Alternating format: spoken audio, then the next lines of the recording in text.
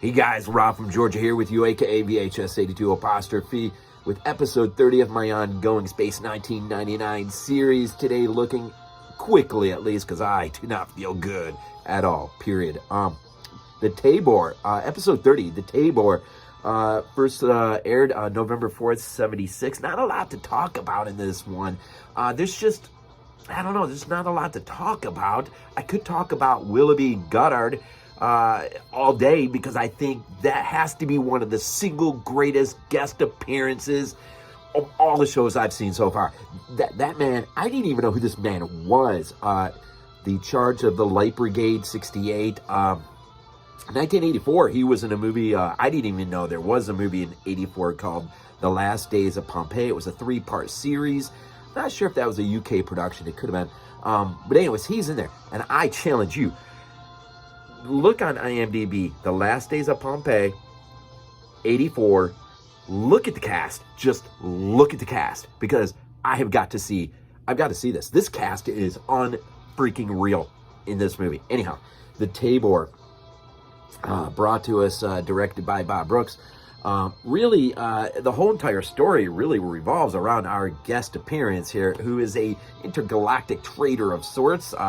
And he suddenly shows up on the scene at Moonbase Alpha, and which has a really weird beginning. Well, I say weird, but I mean, we're in the solarium, and of course, all the girls of Moonbase Alpha sounds weird. Like, I wonder if there was ever a calendar, the girls of Moonbase Alpha, in their bikinis and whatnot, getting the artificial sun, 10 lines and all that wonderful jazz, when suddenly this weird little object shows up on one of the countertops.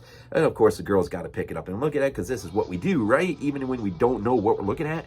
And of course, it puts it into a catatonic state of sorts, temporary blinded and whatnot. And this sets off a minor chain of events, which really quickly does lead to the surprise appearance of one Willoughby Goddard, who plays the Taybor, our intergalactic trader, who is a very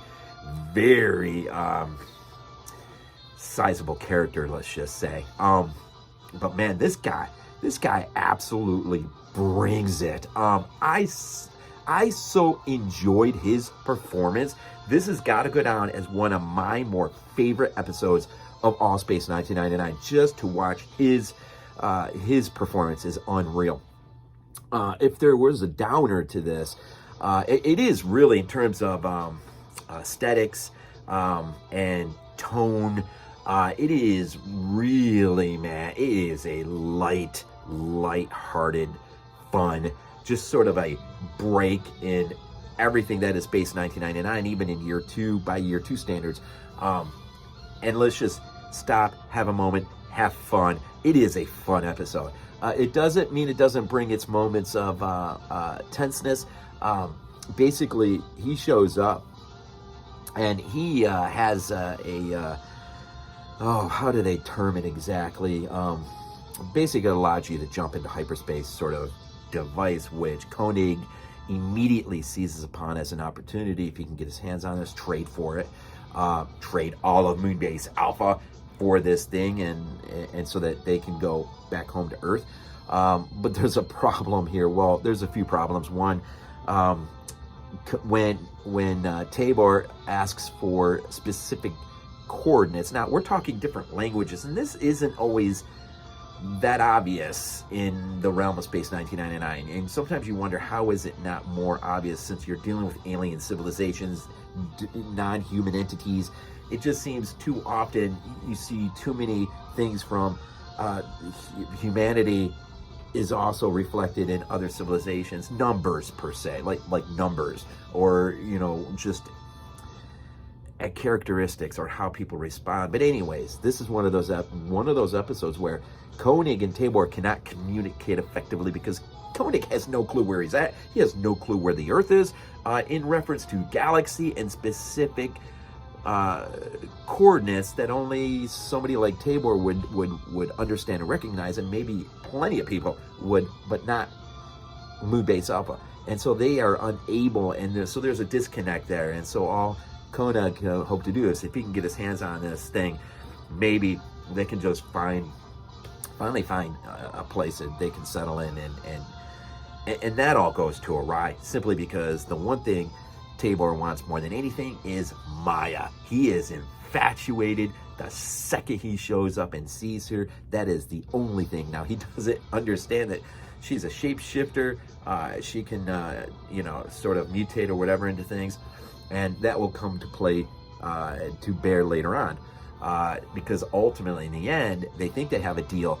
Not for Maya, but they promise to give him an exact duplicate, which ought to satisfy him in terms of company.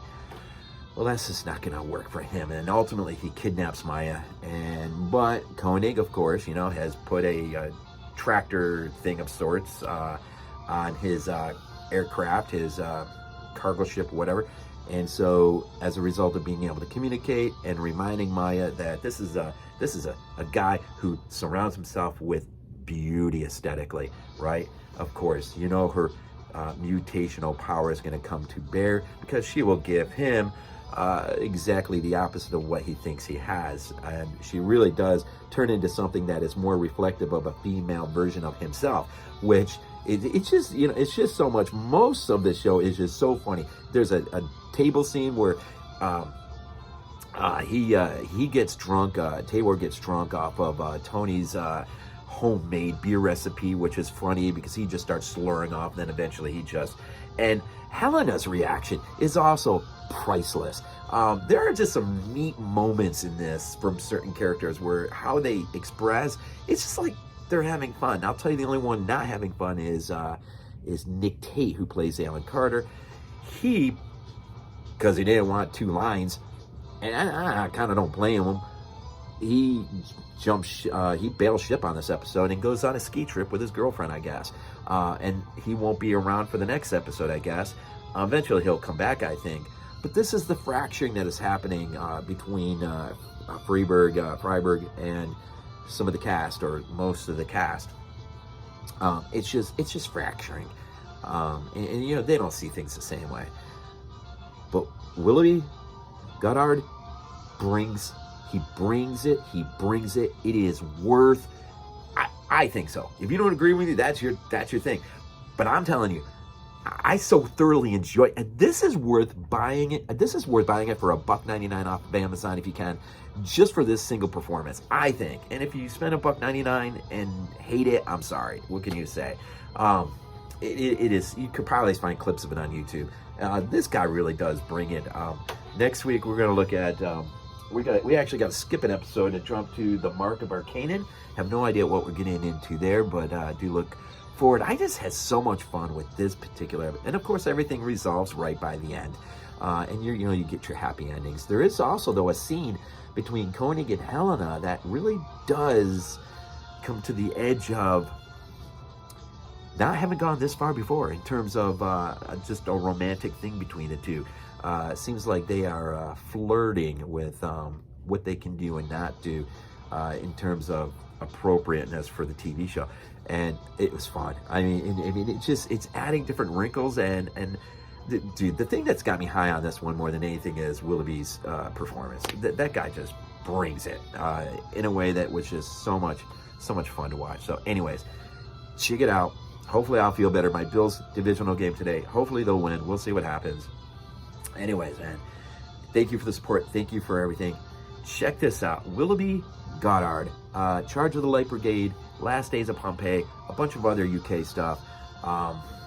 Man, he was just fun to watch. As always, win these things off with Go Bills.